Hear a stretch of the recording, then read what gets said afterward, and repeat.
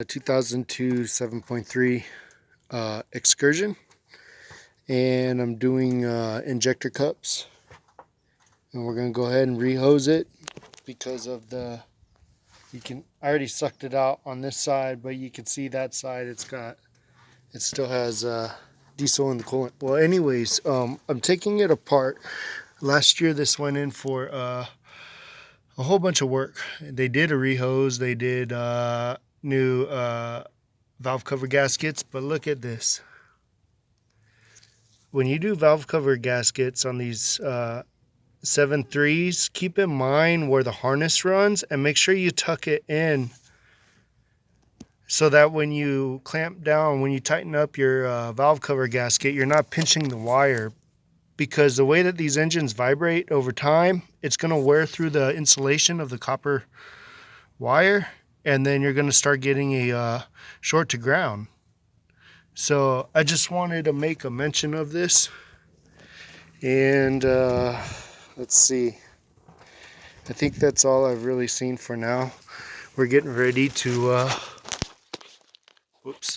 we're getting ready to pull these injectors out. I was letting the oil rail drain.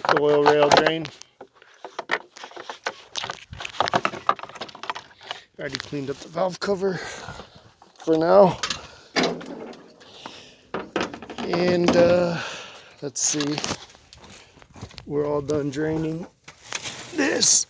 And again, look at this side. Let me get it focus. Okay, see? When they installed these, little local automotive shop did the work on this, and when they tightened them down, they didn't move the harness out of the way. And the other thing to be cautious of, I saw it on this side, when you route your wiring, try to route it so it's not rubbing on that, because like I said, these engines, they vibrate. They have a real high vibration. And what will happen is it'll start chafing. It'll sit there, vibrate, and start chafing off, chafing the insulation off, and then you'll start getting a short to ground. So I just thought I'd mention it. Anyways, I'm in Green Valley, Southern Arizona Power Stroke Service. I'm sorry for the camera bouncing around. I'm just using my phone. But thank you for looking, and I hope you have a wonderful day.